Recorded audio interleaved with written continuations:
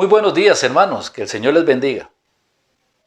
Damos gracias al Señor que nos da la oportunidad de congregarnos una vez más en su nombre. Vamos para iniciar este culto a tener una palabra de oración. Amado Padre, Señor de gloria, Señor bendito, gracias, porque estamos reunidos en tu nombre.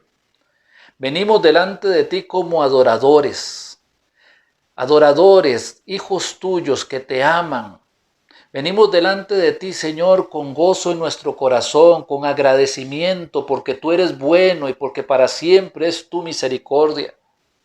Venimos, Dios, a expresar nuestro amor a través de los cánticos, de las alabanzas.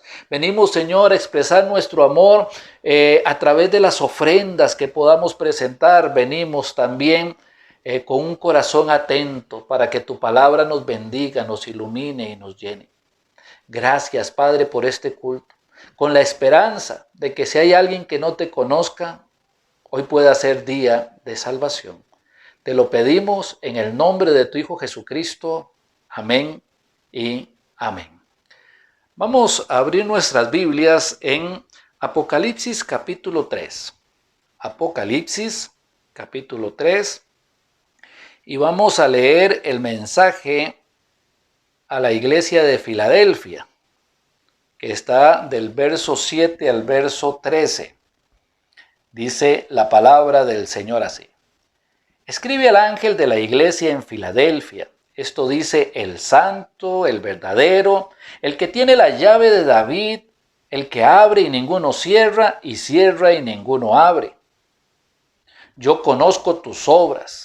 He aquí he puesto delante de ti una puerta abierta, la cual nadie puede cerrar, porque aunque tienes poca fuerza, has guardado mi palabra y no has negado mi nombre. He aquí, yo entrego de la sinagoga de Satanás a los que se dicen ser judíos y no lo son, sino que mienten. He aquí, yo haré que vengan y se postren a tus pies y reconozcan que yo te he amado. Por cuanto has guardado la palabra de mi paciencia, yo también te guardaré de la hora de la prueba que ha de venir sobre el mundo entero para probar a los que moran sobre la tierra. He aquí, yo vengo pronto. Retén lo que tienes para que ninguno tome tu corona. Al que venciere, yo lo haré columna en el templo de mi Dios y nunca más saldrá de allí. Y escribiré sobre él el nombre de mi Dios y el nombre de la ciudad de mi Dios, la nueva Jerusalén, la cual desciende del cielo, de mi Dios, y mi nombre nuevo. El que tiene oído, oiga lo que el Espíritu dice a las iglesias. Amén. Ahora vamos a empezar con nuestro tiempo de alabanza. Alabando a Dios, cantándole al Señor con inteligencia, con sabiduría, con agradecimiento. Ser ese adorador que adora al Señor en espíritu y verdad. Entonces vamos a darle el tiempo a nuestro hermano Bernal y a nuestro hermano Stanford Gordon. El Señor ha permitido que el día de hoy usted pueda levantarse, mover sus extremidades, caminar, disfrutar del desayuno, disfrutar de una buena relación con su familia. Ante todo, le permitió estar vivo. Por eso en esta mañana dirija su alabanza al Señor. Dígale, gracias Señor, porque puedo estar el día de hoy despierto. Cantemos juntos, por la mañana yo dirijo mi alabanza. Por la mañana yo dirijo mi alabanza a Dios que ha sido y es mi única esperanza. Por la mañana yo le invoco con el alma y le suplico que me dé su dulce calma. Él nos escucha, pues nos ama tanto y nos alivia de cualquier quebranto. Nos da su mano poderosa y fuerte para librarnos de la misma muerte. Cuando la noche se aproxima tenebrosa, en elevarle mi oración, mi alma se goza, siento su paz inagotable, dulce y grata, porque temores y ansiedad Cristo los mata. También elevo mi cantar al cielo, cuando a la tierra baja nublado velo. El sol se oculta, pero queda Cristo, aquí en mis ojos, en el sueño han visto.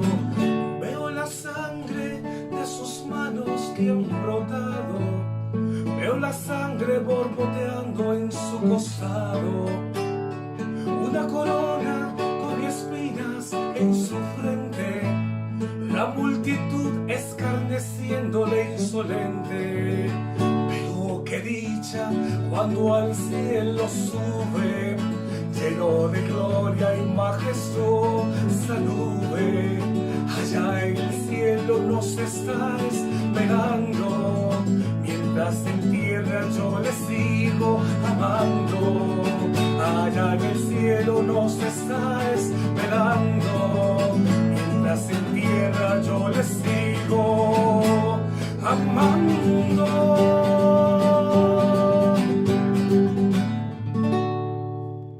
El Señor es bueno todo el tiempo y todo el tiempo bueno es el Señor. Él, el día de hoy, nos recuerda que usted y yo estamos vivos por su gracia. Estamos vivos porque sus misericordias son nuevas cada mañana. Él es fiel, aunque nosotros seamos infieles. Por eso, trate de su corazón abrirlo y cantar con todo su alma, su espíritu, como dice la Biblia en Deuteronomio 6, con todo nuestro ser, cantemos, oh tu fidelidad.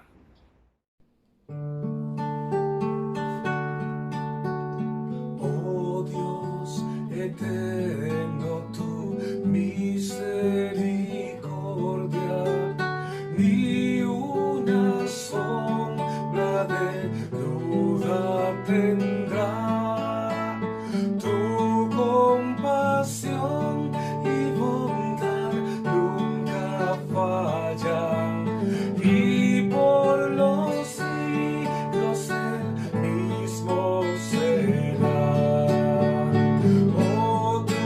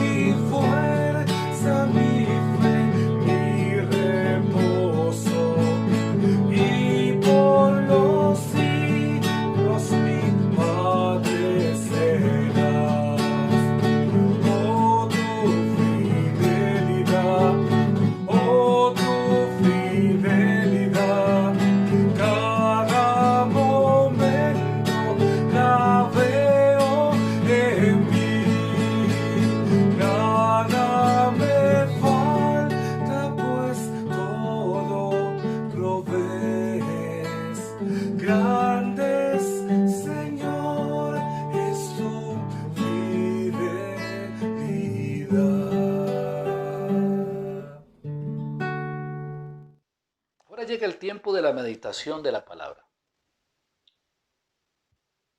Este año ha sido un año bastante complicado. Muchos han estado pensando si es que ya inició la tribulación. Sabemos que no. Como leíamos ahí en Apocalipsis capítulo 3, verso 10, el Señor nos va a guardar del día, de la hora de la prueba que ha de venir sobre el mundo entero. Pero no podemos negar que nos estamos acercando. A veces hablamos de las señales para que inicie la tribulación. Pero antes de que la tribulación inicie, es necesario que el Señor Jesús venga por su iglesia. Y para esto no hay ninguna señal. Así que lo podemos estar esperando y hoy mismo podría pasar el tiempo del rapto. Para comentarnos un poco sobre una introducción sobre el tiempo de pandemia, hablarnos un poco sobre lo que se espera, tenemos un buen amigo de la iglesia, nuestro hermano Samuel Pérez Millos. En días anteriores logramos contactarle y le pedimos que si podía compartir un mensaje con nosotros, con la iglesia, y él, muy amable, muy gustoso, estuvo a disposición. Entonces, sin más demora, el hermano Samuel Pérez Millos. Un saludo muy especial y afectuoso para los hermanos que se congregan en la Iglesia Bautista La Gracia de San José, Costa Rica. Me hubiera gustado mucho estar presente para tener esta reunión viéndoos cara a cara, pero tenemos necesariamente que hacerlo en la distancia debido al problema que estamos atravesando en todas las partes del mundo.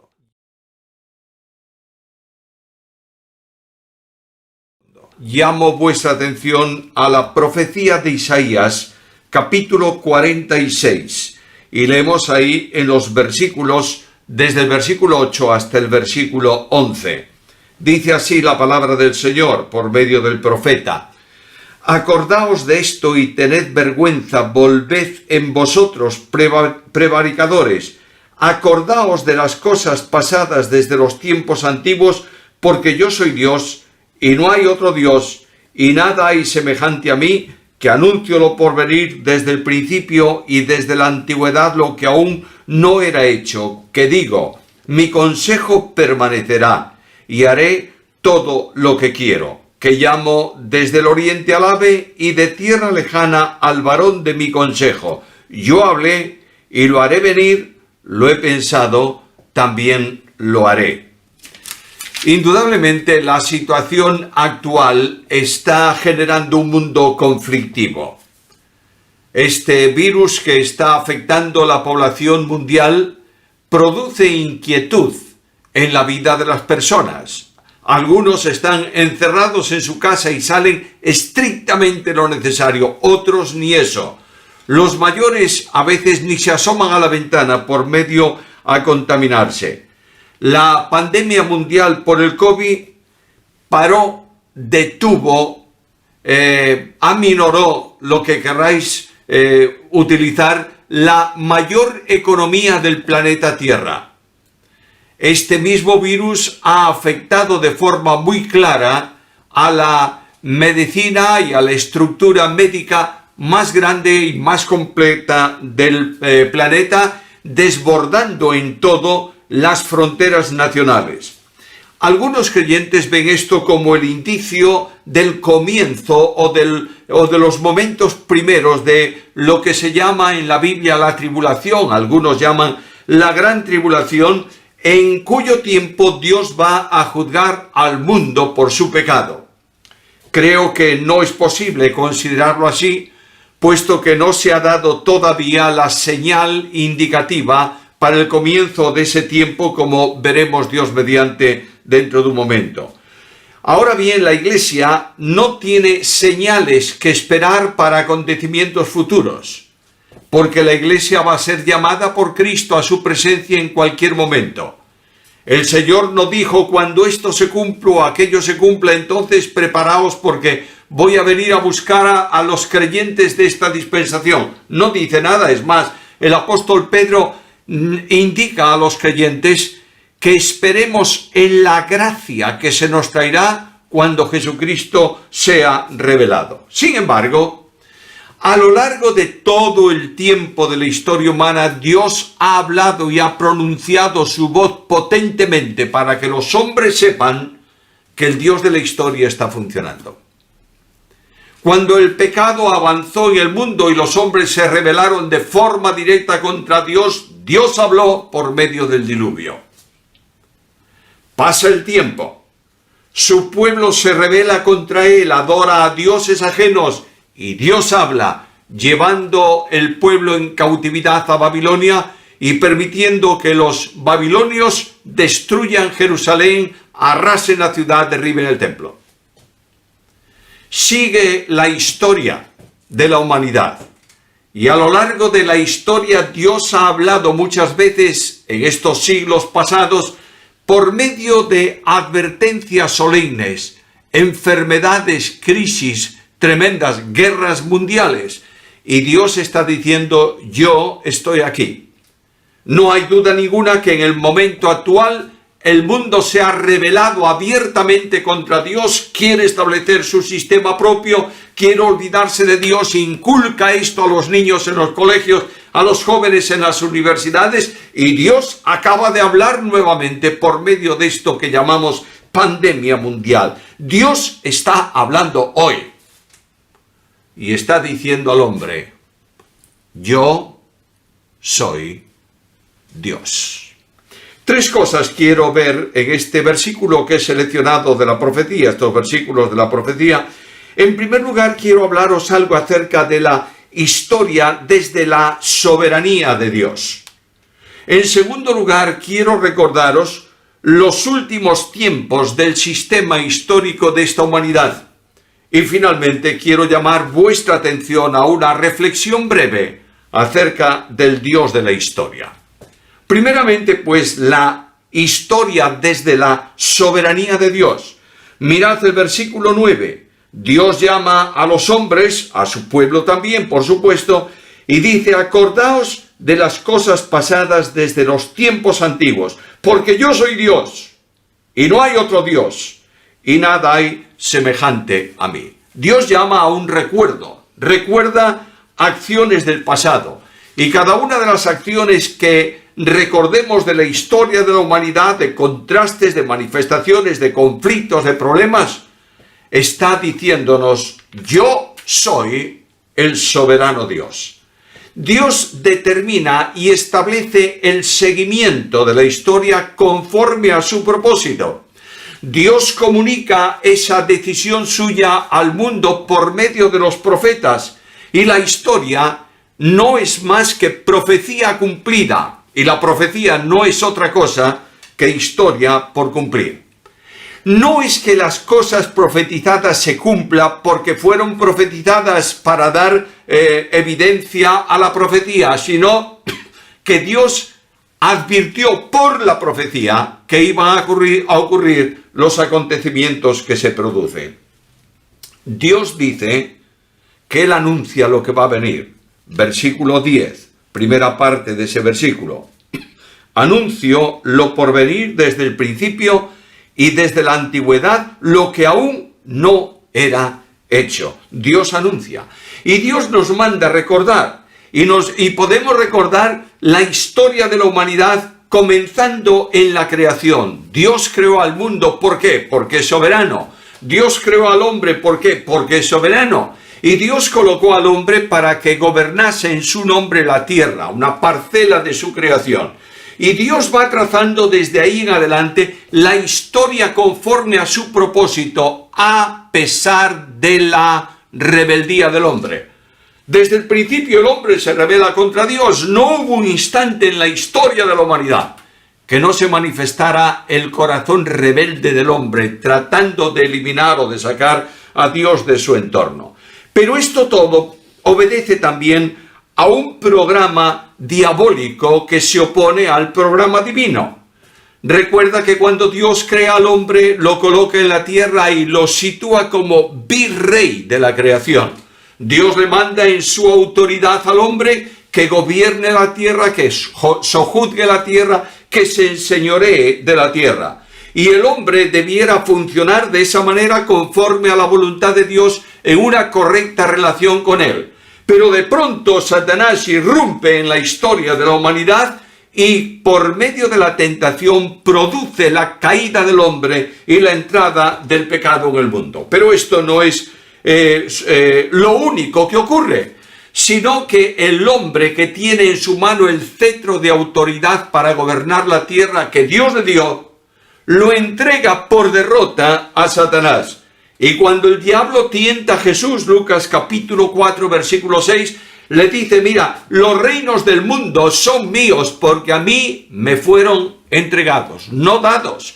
Dios no dio los reinos del mundo a Satanás, los dio al hombre. Pero puesto que el hombre cae derrotado por Satanás y queda hecho esclavo del pecado, viviendo en un mundo que es la organización del cosmos diabólicamente establecida, entregó el cetro de autoridad de los reinos del mundo en manos de Satanás. Y Satanás procura establecer la historia conforme a su voluntad.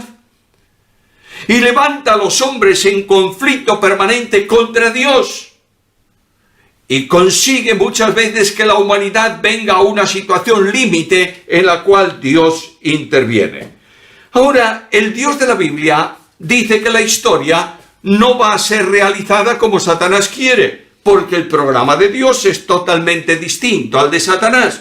Pienso en aquel Salmo 2, en donde Dios dice, yo he puesto mi rey sobre Sión, mi santo monte. Y Dios, por medio de la profecía, revela a los hombres, revela a los creyentes, revela a su pueblo cuál es el programa de la historia para la humanidad. Os invito a abrir la profecía de Daniel, capítulo 9, versículos 24 al 27. Leemos esos versículos.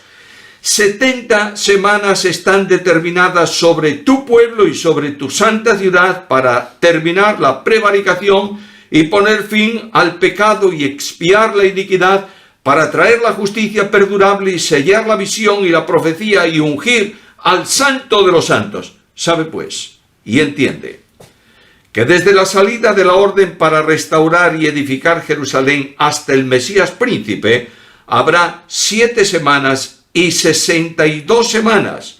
Se volverá a edificar la plaza y el muro en tiempos angustiosos. Y después de las 62 semanas se quitará la vida al Mesías, mas no por sí. Y el pueblo de un príncipe que ha de venir destruirá la ciudad y el santuario, y su fin será con inundación. Hasta el fin de la guerra durarán las devastaciones. Y ahora nota, y por otra semana confirmará el pacto con muchos. A la mitad de la semana hará cesar el sacrificio y la ofrenda. Después, con la muchedumbre de las abominaciones vendrá el desolador hasta que venga la consumación y lo que está determinado se derrame sobre el desolador.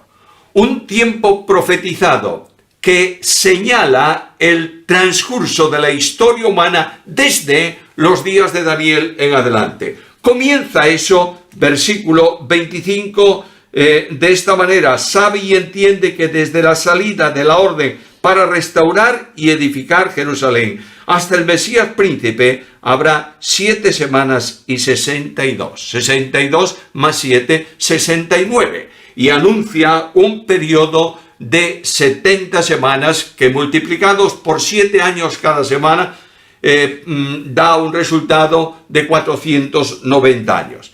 Este origen, el arranque de la primera semana de la historia profetizada a Daniel, tiene que ver con el decreto de Artajerjes, el gran emperador del imperio medo-persa.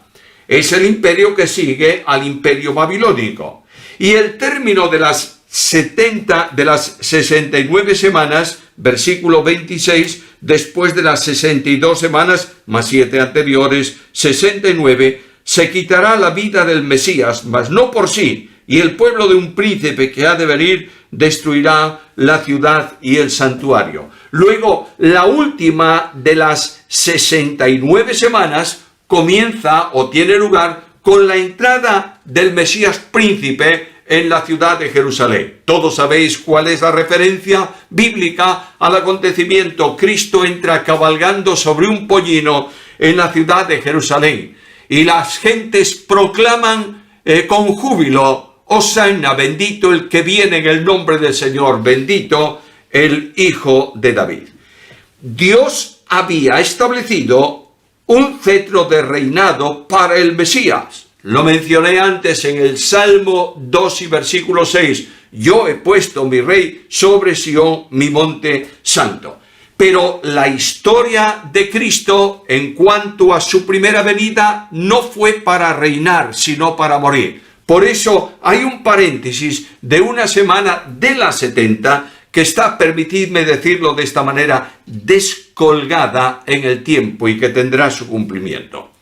El detalle de la historia está revelado principalmente en esta profecía de Daniel, en 2 capítulos. Primeramente el capítulo 2, en donde está la visión de esa imagen, de esa estatua que Nabucodonosor ve con la cabeza de oro, etcétera, etcétera, hasta que llega a los pies hechos de barro y de hierro cocido.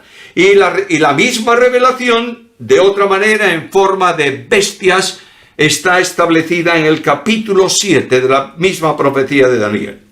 La sucesión de la historia conforme al programa de Dios, no al programa diabólico, es muy sencilla. En primer lugar está la cabeza de oro de la estatua y también el león con alas de águila de la misma referencia histórica en el capítulo 7 de Daniel. Esa cabeza de oro es el imperio babilónico.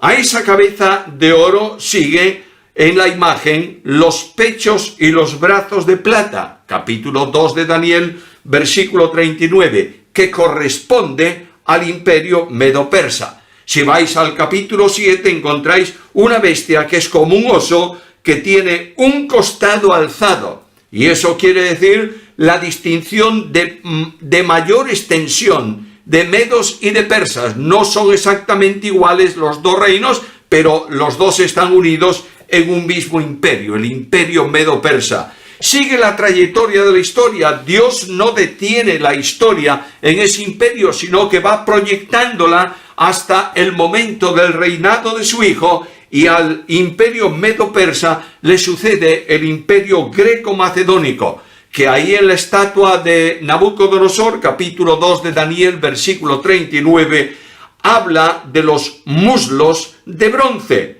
y en el capítulo 7 y versículo 6 se refiere al leopardo con 4 alas y con 4 cabezas.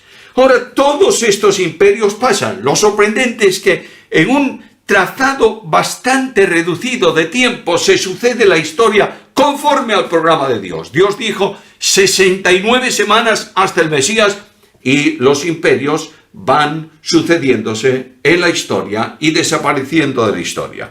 Y de pronto, al final de todo ese periodo de tiempo, está la manifestación del último imperio, que son piernas de hierro, Daniel capítulo 2, versículo 40, y una bestia espantosa y terrible, Daniel capítulo 7 y versículo 7. No cabe duda que es el imperio que sucedió al imperio greco-macedónico, que no es otro que el imperio romano. Yo quisiera haceros notar algo que seguramente todos conocéis bien. Cada uno de los imperios que he mencionado han desaparecido. De manera que el imperio babilónico dejó de existir, el medo-persa vino a continuación y dejó de existir, el greco-macedónico le sigue y deja de existir, y es sustituido por el imperio romano, que no dejó de existir. Simplemente el imperio romano se fragmentó en todos los reinos del mundo llamado occidental del tiempo de hoy. Y alguno me va a decir, bueno, te estará refiriendo a Europa, pero no al resto del mundo. Me refiero al mundo occidental. De manera que, si pensáis un poco, los norteamericanos de Estados Unidos son ingleses afincados allí. Los demás al norte, franceses en el Canadá especialmente, e ingleses también. los de Hispanoamérica, de España, los de Brasil, portugueses. Por tanto, es una extensión de gente que parte de las naciones del Imperio Romano fragmentado y se asienta, dicen los americanos, al otro lado del charco. Ahora vas a Australia. ¿Qué son los australianos? Bueno, esencialmente ingleses. Y los neozelandeses, también ingleses. Por tanto, lo que nosotros llamamos el mundo occidental es el desplazamiento, la fragmentación, el alcance del último imperio, el Imperio Romano. Ahora volvamos a nuestro texto de la profecía de Isaías. Notaréis que Dios determinó la historia y notaréis que dijo: yo determino lo por venir y desde la antigüedad lo que no era y lo haré. Esa panorámica histórica presenta también el tiempo de la providencia de Dios. Notad otra vez, leemos ese versículo 10. Anuncio lo por venir desde el principio y desde la antigüedad lo que aún no era hecho, y digo, mi consejo permanecerá y haré todo lo que quiero. ¿Por qué se cumple la profecía? ¿Notáis lo matemático de la historia humana en relación con la profecía divina? Dios ha planificado y Dios está ejecutando. ¿Por qué se cumple con esa precisión? Mira el versículo. Primero, anuncio yo lo que viene. Anuncio lo por venir. Todo esto que el hombre ni se imagina, Dios lo revela por medio de los profetas. Anuncio lo por venir. Segundo, determino lo que va a ocurrir. Luego, todo cuanto ocurre en la historia de las naciones, en la historia de la humanidad, se desenvuelve, comienza y termina conforme a lo que Dios ha determinado que iba a ocurrir. ¿Y por qué ese cumplimiento? Porque lo que Él decidió y lo que luego determinó, lo ejecuta. Haré todo lo que quiero porque mi consejo permanecerá. De manera que si se ha cumplido la profecía plenamente, hasta la semana 69, con la entrada del Mesías en Jerusalén, tendrá que cumplirse necesariamente la última semana que queda de la profecía de Daniel. Como las anteriores, esa última semana es una semana de 7 años. ¿Cuándo comienza? ¿Cómo comienza la última semana de Daniel? Si preguntas en general al mundo evangélico, que estudia relativamente poco la profecía, te van a decir que la última semana de Daniel comienza con el rapto, el arrebatamiento, el traslado de la iglesia. No, señor. No dudo que tal vez, acaso, quizá, la iglesia sea levantada de la tierra al cielo y comience el tiempo de la tribulación. Puede ser. Pero tampoco tengo ningún texto bíblico que lo manifieste, que lo evidencie. Por tanto, voy a la Biblia y le pregunto a la Biblia. Si la primera de las 70 semanas se produjo cuando comenzó el decreto de Artajerjes para reconstruir la ciudad de Jerusalén y el muro, ¿cuándo va a comenzar la última que queda ahí? Y pregunto a la profecía. Y en el versículo 27 del capítulo 9 de Daniel, leo estas palabras. Y por otra semana confirmará el pacto con muchos. A la mitad de la semana hará cesar el sacrificio y la ofrenda. Después, con la muchedumbre de las abominaciones vendrá el desolador, hasta que venga la consumación y lo que está determinado se derrame sobre el desolador. ¿Cuándo comienza la semana última? Por otra semana confirma el pacto con muchos. Ahora, creo que no lo tengo muy claro, no lo tengo aquí en mis notas, pero me parece que está en Isaías capítulo 28. Venid conmigo, por favor, un momento, a Isaías capítulo 28 y el versículo, a ver si es versículo 17 o 16, 28, 18.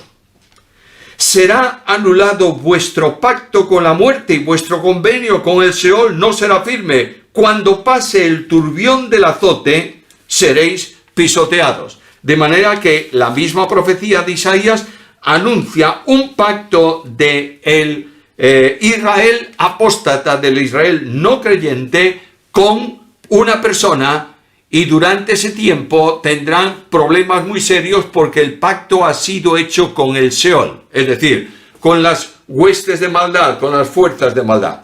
El inicio de la semana última de Daniel se confirma con el pacto o convenio de Israel con el anticristo, porque el pacto se establece con un príncipe que ha de venir, y este príncipe que ha de venir está en el entorno profético del último imperio, es decir, del imperio romano. Quiere decir que este imperio va a reconstruirse en el sentido de formar una unidad federal de las naciones que hoy en día componen el llamado mundo occidental. Ese personaje se presenta en la profecía de Daniel, en el capítulo 2 de Daniel y versículo 41, con los pies de la estatua que son de hierro y de barro cocido. Notaréis que el hierro es firme, pero no se une, no se puede soldar con el barro. Simplemente tienen una apariencia de unidad cuando están juntos, pero no puede haber una cohesión entre ellos. Y el hierro que habla de fortaleza está unido al barro que habla de debilidad. Este rey este gobernante que está administrando, liderando, ejerciendo autoridad sobre este imperio que se levanta al final del tiempo, en Daniel 7:8 se le llama el cuerno pequeño. La última semana de la historia de la humanidad es conocida en la Biblia como el tiempo de la tribulación. Y este es el tiempo en el cual Juan estaba meditando cuando estaba en Patmos, preso por el testimonio de Jesucristo. En el capítulo 1 del libro de Apocalipsis leemos que el mismo testimonio de Juan, leemos estaba en el Espíritu en el día del Señor. Y claro está, a lo largo del tiempo se ha alegorizado esa frase, día del Señor, y se ha aplicado al domingo. Y he oído montones de predicaciones que a veces de una forma un tanto sentimental sitúan a Juan en Patmos el domingo para recibir esta visión. Y algunos dicen, Juan estaba añorando la reunión de la iglesia que iba a participar de la cena del Señor y él estaba lejos. No pienses en eso. Juan está leyendo algunos pasajes de profecía que tiene con él en la isla de Patmos y que hablan del tiempo, del día de Jehová, día del Señor, el día de la tribulación. Y Dios dice aquí en este versículo, en estos versículos que leímos, que Dios va a irrumpir en la historia humana. Llega un momento en que el juicio de Dios va aumentando, diluvio, reconstruye la humanidad. La caída de Jerusalén reconstruye el pueblo y así sucesivamente. Pero va a llegar un momento en la historia de la humanidad que Dios va a decir desde el cielo, basta. Y va a intervenir directamente. De tal manera que el mundo entero va a saber que Dios está actuando. Apocalipsis, capítulo 3, versículo 10. Cristo escribe a una de las iglesias y le dice, por cuanto has guardado la palabra de mi paciencia, yo también te guardaré de la hora de la prueba que ha de venir sobre el mundo entero, observa, para probar a los que están sobre la tierra. Primero, enviará ira sobre el mundo entero. Yo tengo la convicción personal, por este y otros versículos, que la iglesia no va a estar ahí. Porque la ira de Dios no se envía para alcanzar a la iglesia, sino al mundo. Y Cristo dijo, no son del mundo. En segundo lugar, viene para probar, para apretar, para llevar a una situación extrema a los que están sobre la tierra. De modo que la ira de Dios se va a manifestar sobre los moradores de la tierra. Y alguno puede preguntarse en este momento, ¿y cuál es el propósito? Bueno, la profecía lo dice. Para probar a los moradores de la tierra. ¿Y probar qué? Probar que Dios es el soberano. Ellos se han levantado permanentemente contra Dios. Y dice el Salmo 2 que se levantarán los reyes de la tierra y sus príncipes y dirán: echemos de nosotros sus cuerdas, rompamos sus coyundas. Y Dios dice: pero ellos dicen esto, pero yo he puesto mi gobierno, mi rey, sobre Sión, mi monte santo. Luego viene el Señor, toma directamente su cetro de justicia, actúa con su omnipotencia y envía una semana de tribulación al mundo como nunca el mundo ha conocido antes. Primeramente, para probar al mundo. Segundo, para preparar a Israel para la venida del Mesías. El pacto que el anticristo firma con Israel es una firma de un pacto con un Israel incrédulo. Pero hay un remanente dentro de Israel que la profecía de Apocalipsis lo presenta como simbólicamente como con alas del águila y es llevado al desierto donde es sustentado por Dios por un tiempo y tiempos y la mitad de un tiempo. Es decir, 3 años y medio. Luego este acontecimiento del traslado de Israel, del remanente salvo a un lugar seguro donde el anticristo y sus ejércitos no alcanzan, se produce a la mitad de la última semana. Ahora, los juicios están detallados en el libro de Apocalipsis. Los juicios están simbolizados allí, comenzando primeramente con los sellos. Se va abriendo los sellos y al principio el problema es relativamente soportable, pero a medida que los sellos se van abriendo y llegamos al 7º sello, el juicio de Dios es evidente y la intensidad del juicio cada vez mayor. Ahora, en este último sello, 7º sello que se abre, comienzan las 7 trompetas. Y si leéis con calma el capítulo 8 de Apocalipsis, notaréis que el juicio va incrementándose, ascendiendo de grado y produce una conmoción mundial tremendo. Y cuando llega la 7ª trompeta, que está todavía actuando el 7º sello, se abre el juicio de las copas, Apocalipsis capítulo 16. Yo no puedo detenerme, no tenemos tiempo, estoy dando simplemente una panorámica de este versículo de Isaías en donde Dios dice: yo voy a intervenir en la historia y lo voy a hacer así. Y quiero mencionaros que la grandiosidad de ese juicio es tremendo. Hay millones, miles de personas que mueren, bien sea por pestes destructoras, bien sea de otra manera. La muerte está incidiendo en los habitantes del planeta Tierra. Hay guerras continuas ahí, en medio de las naciones de la Tierra. Hay profundos problemas económicos que elevan el precio de los alimentos básicos hasta situaciones insoportables. Hay cataclismos cósmicos que se señalan ahí como terremotos, como el sol que deja de dar luz intensa, como un calor del sol que quema la tierra. Y yo creo que no debemos ni siquiera imaginarnos cosas, basta con ver lo que está ocurriendo en el planeta Tierra hoy con el cambio climatológico. Ahora, claro, cuando esto se produce, los hombres cambian. Y ven a Dios y dicen a Dios: Señor, tú tienes razón para tratarnos de esta manera, perdónanos porque nos hemos rebelado contra ti. Abre tu Biblia, por favor, capítulo 16 del libro de Apocalipsis. Y leemos ahí el versículo 9.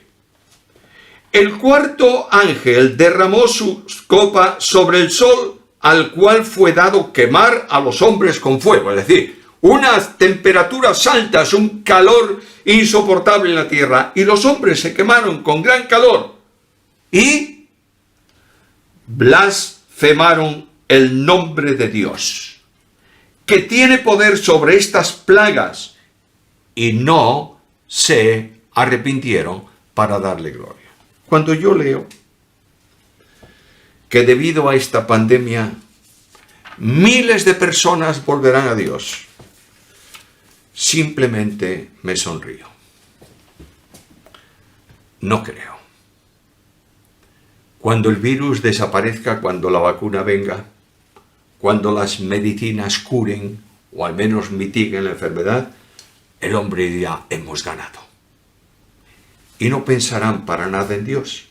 Ahora, Dios anuncia, y voy a seguir adelante para concluir rápidamente esta reflexión, Dios anuncia que en ese tiempo habrá 4 grandes grupos político-militares en el mundo. En primer lugar, el reino del norte, que se menciona también en la profecía, especialmente en Ezequiel capítulo 38, que tiene que ver con varios pueblos aliados que son enemigos naturales de Israel. Habla también en Daniel 11:40 del reino del sur, y la profecía habla con nombre de esa nación, Egipto. Y dice ahí la profecía que habrá otro grupo militar político que se llama los reyes de Oriente, y que son las naciones que estaban para Israel más allá del río Éufrates, y finalmente el imperio romano reconstruido, que se pone ahí como un reino con 10 reyes. Durante un tiempo se interpretó eso de una manera un tanto extraña, un reino compuesto por 10 naciones. He leído varios artículos, comentarios de exégetas bíblicos que hablaban de las naciones de Europa que iban a componer ese reino, y cuando llegaron a 9, dijeron los exégetas de esta parte de la profecía, y de falta una, y de pronto entre España y Portugal, y dijeron, sobra una, vamos a sacar alguna de ahí. No, olvidaros de esto. La Biblia no habla de naciones, habla de reinos. Daniel capítulo 7, versículo 24, 10 reyes. Es decir, 10 áreas de gobierno, y este gobierno ejercido por personas que están al cargo de esa administración, entregan su gobierno al anticristo y se convierte en el dictador del futuro. En Apocalipsis capítulo 13, tiene en su mano la religión con el falso profeta, tiene la economía con un sello sin el cual nadie puede comprar ni vender, y tiene el poderío militar, Apocalipsis capítulo 19, versículo 19, reuniendo a todos los ejércitos de las naciones para luchar ¿contra quién? Contra el Señor y contra su Cristo. ¡Qué fantástica proyección de la historia! ¡Cuánto me gozo viéndola! Por último, el Dios de la historia. No podemos quedar en la profecía. Tenemos que ver a Dios. Y el Dios de la historia advierte, capítulo 10, segunda parte, haré todo lo que quiero. Dios nos está dejando vivir un momento impactante, porque estamos muy cerca, cada vez más cerca, por supuesto, de la segunda venida del Señor. Ahora estoy hablando de segunda venida. Traslado de la iglesia es una cosa, segunda venida es otra. Segunda venida es el descenso de Cristo del cielo a la tierra, poniendo sus pies sobre el monte de los olivos para reinar, literalmente aquí, durante 1000 años. El tiempo anterior a la venida suya a la tierra, dicha por Cristo mismo, fue así, como en los días de Noé. Y en los días de Noé hay 3 características que se dan profundamente en nuestro tiempo. Primero, rebeldía contra Dios. No sé si sabes que en una estadística reciente de universidades europeas, el 75% de jóvenes entre 15 y 25 años se han declarado ateos. Rebeldía contra Dios. Segunda cosa en los tiempos de Noé, permisividad con el pecado. ¿Qué te parece? ¿Queréis algún ejemplo? No hace falta. Leyes de los hombres provocando a Dios y legalizando pecados condenados por él. En tercer lugar, avances tecnológicos. ¿Quieres algún ejemplo? No hace falta. Dios advierte que va a irrumpir en la historia humana. Y a mí me produce una sensación de gozo impresionante, porque antes de eso Dios va a cumplir una promesa contigo y conmigo. No se turbe vuestro corazón, creéis en Dios, creed también en mí. En la casa de mi Padre hay muchas moradas, si así no fuera os lo hubiera dicho, voy a preparar lugar para vosotros, y si me fuese y os preparase lugar, vendré otra vez y os tomaré a mí mismo para que donde yo estoy, vosotros estéis conmigo y sabéis a dónde voy. Y sabéis el camino. Y la bendición suprema de esta promesa de Cristo está resumida por Pablo en Carta a los Tesalonicenses capítulo 4 versículo 17, donde el apóstol termina diciendo, y así estaremos siempre con el Señor. Mira a tu entorno, descansa en el soberano Dios sentado en su trono de gloria que coordina, dispone su programa en la historia de la humanidad, que ejecuta su voluntad, que impide que nadie se levante contra su programa y contra su proyecto. Y mírate a ti ahora, al final de este tiempo de reflexión. Mira el entorno donde el mundo se desintegra en todos los sentidos. Y levanta tus ojos y ve el cielo, donde el soberano Dios está en su trono. Y escucha las palabras del Salmo. Jehová cumplirá su propósito en mí. Salmo 138, versículo 8. Dios está tejiendo la historia. Aunque desde donde nosotros estamos no lo podemos apreciar bien. Una de las cosas que hacía mi abuelita materna, tenía un problema físico y ella dedicaba mucho tiempo a coser, bordaba. Me acuerdo de aquel bastidor de madera donde ella metía la tela, tensaba, apretaba y luego comenzaba a coser aguja, hilo de color, para arriba, para abajo. Yo la miraba y un día, yo era pequeño, y un día la abuela estaba sentada en un banco un poco alto y yo me acerqué a donde estaba tejiendo la abuela y miré por debajo su bastidor. Era un revuelto de hilos. No se veía casi nada. Y yo le dije, abuela, ¿qué cosa más fea estás haciendo? Y ella me dijo, levántate, súbete aquí al banco de piedra donde estoy sentado y mira por encima. Cuando miré, me di cuenta que estaba bordando una flor. Y ella me dijo, las flores del bordado hay que verlas por arriba y no por abajo. Y Dios te llama ahora mismo y te dice, yo soy el Dios de la gloria, míralo desde arriba. Y podrás decir al Señor, ahora mismo, gracias Señor, porque tú eres Dios. Damos gracias al Señor por el mensaje de su palabra. Dios es bueno. Sabemos que nosotros, los hijos de Dios, estamos guardados en su mano. Él nos protege, Él nos cuida. Pero tal vez usted aún no le ha entregado su corazón a Cristo. Dios ha hablado con usted varias veces en otro tiempo, pero usted no ha tomado la decisión. El Señor le ama. Los tiempos son difíciles y lo que la palabra dice se va a cumplir. Pero hay algo que la palabra dice que usted tiene que prestarle atención, que Dios le ama. Que Él envió a su Hijo Jesús a morir en la cruz del Calvario por usted porque Dios le ama. Que sin importar cuáles sean sus pecados, sus iniquidades o sus maldades, el Señor está dispuesto a perdonarle porque Dios le ama. Dios le está llamando en este momento. Dios está permitiendo que el mensaje llegue a su corazón. Ha estado trabajando con usted, convenciéndole de pecado, justicia y juicio, y le está guiando al arrepentimiento. Hoy es el día de salvación. Hoy es el día de su salvación. Venga a Cristo. Muchas personas están muriendo sin Cristo, endurecen su corazón. Y dice la palabra de Dios que está establecido para el hombre que muere una sola vez y después de esto el juicio. Ya cuando estén delante de Dios en el juicio eterno, dice la palabra de Dios que los libros van a ser abiertos Y si no se halla su nombre inscrito en el libro de la vida, va a ser lanzado al lago que arde con fuego y azufre, que es la muerte segunda.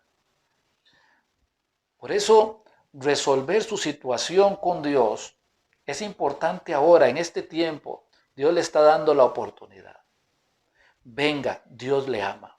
Algunos dicen, es que Dios no me va a perdonar. Dios le va a perdonar. Otros dicen, bueno, necesito cambiar algunas cosas en mi vida y vengo a Cristo. No, venga así como está, porque usted no va a poder cambiar nada. Pero cuando usted venga a Cristo, Dios le va a hacer una nueva criatura. Y entonces su vida va a tener un giro completo, total, absoluto. ¿Le gustaría recibir a Cristo? ¿Hay arrepentimiento en su corazón? ¿Le gustaría recibir a Cristo? Venga, hagamos una oración. Déjeme guiarle en esta oración y arregle su situación espiritual con Dios. Oramos. Señor Dios, reconozco que he pecado contra ti. He pecado muchas veces y de muchas maneras.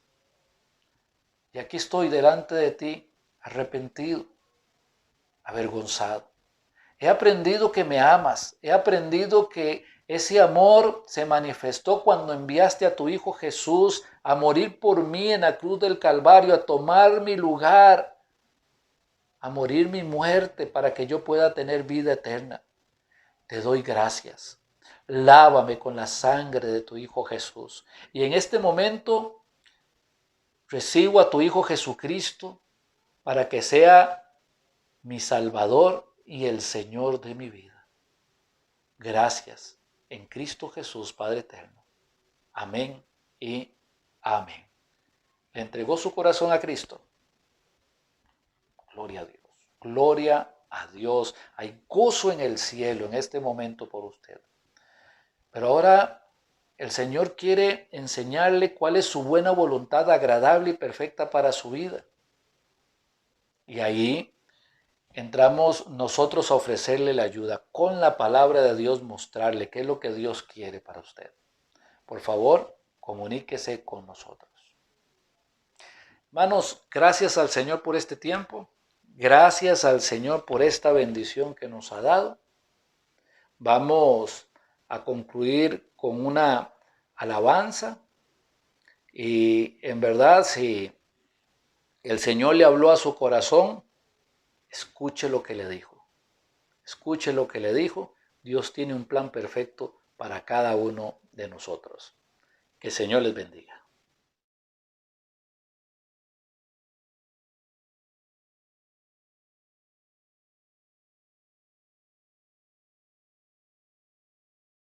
Hemos dicho que su fidelidad es nueva cada mañana para nosotros.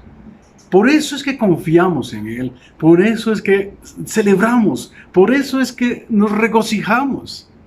Ahora cantemos, como dice el Salmo, los que confían en Jehová son como el monte Sión. Con mucha alegría, con mucho regocijo, porque el Señor hoy nos dio un gran mensaje. Hoy Él nos dijo qué debemos de hacer para fortalecer nuestras vidas, nuestro testimonio y ser cada día como Él.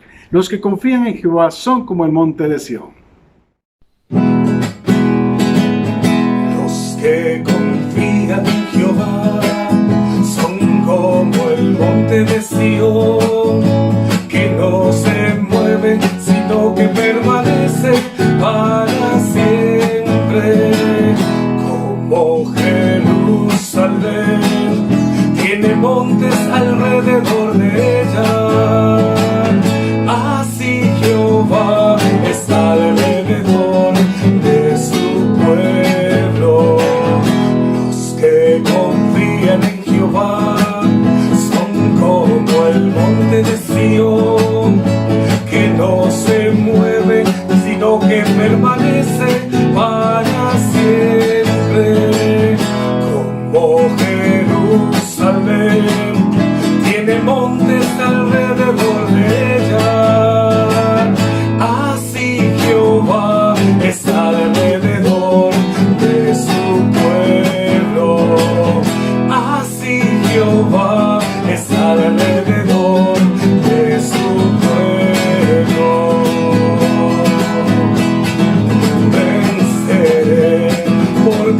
está conmigo, venceré, porque Él conmigo está, venceré, vencerás, venceré, vencerás, venceremos en el nombre del Señor.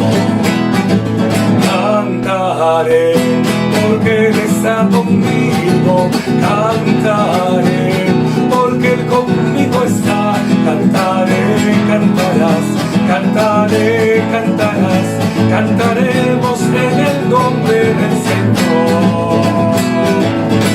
Lucharé, porque Él está conmigo, lucharé, porque Él conmigo está, lucharé, lucharás, lucharé, lucharás, lucharemos en el nombre del Señor.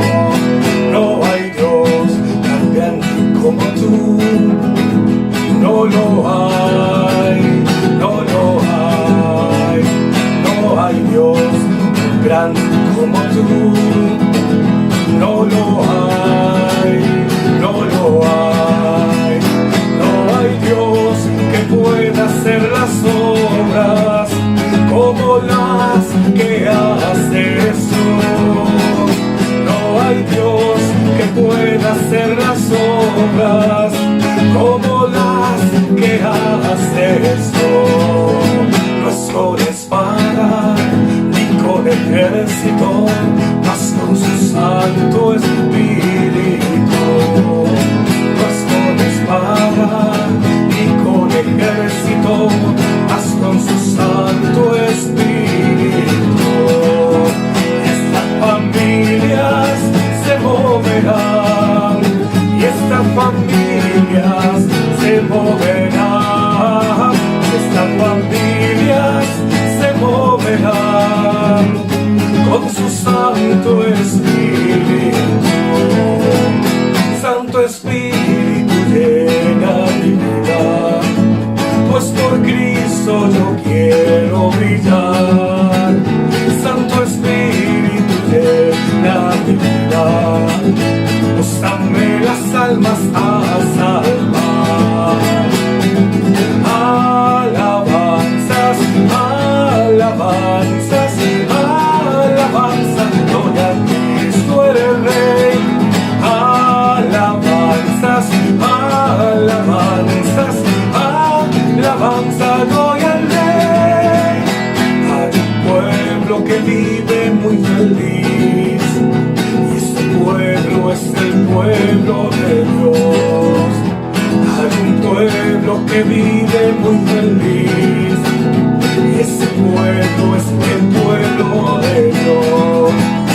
Y ese pueblo vive así porque un día conoció a Jesús el Salvador. Y ese pueblo vive así porque un día conoció a Jesús el Salvador. Alabaré, alabaré, alabaré a mi Señor. Alabaré, alabaré, alabaré a mi Señor. Juan vio el número de los redimidos y todos alababan al Señor.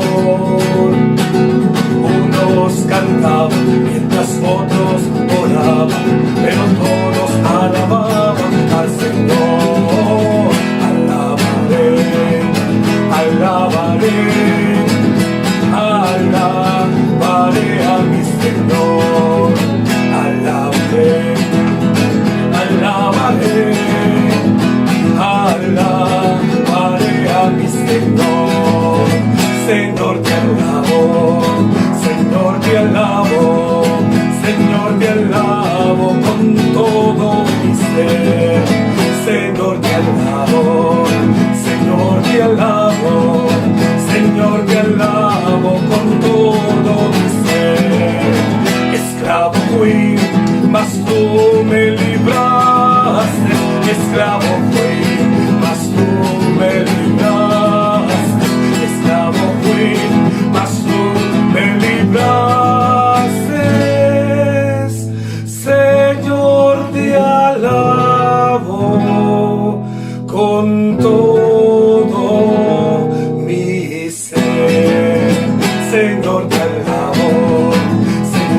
alabo, Señor, te alabo con todo mi ser. Señor, te alabo, Señor, te alabo, Señor, te alabo con todo mi ser. Hermanos, que el Señor les bendiga y guarde. Que el Señor haga resplandecer su rostro sobre cada uno de ustedes y tenga de cada uno de ustedes misericordia. Que el Señor alce sobre ustedes su rostro y ponga en cada uno de sus corazones paz. Recuerden, no le estorben a la bendición de Dios para sus vidas. Permitan que el Señor se glorifique en ustedes y a través de ustedes para la gloria de su nombre. Levantamos las Biblias. Lea la Biblia, lea la Biblia, lea la Biblia, lea la Biblia, lea la Biblia, lea la Biblia y lea la Biblia. Porque es lo único que renueva nuestros pensamientos y nos permite andar en el camino de la bendición.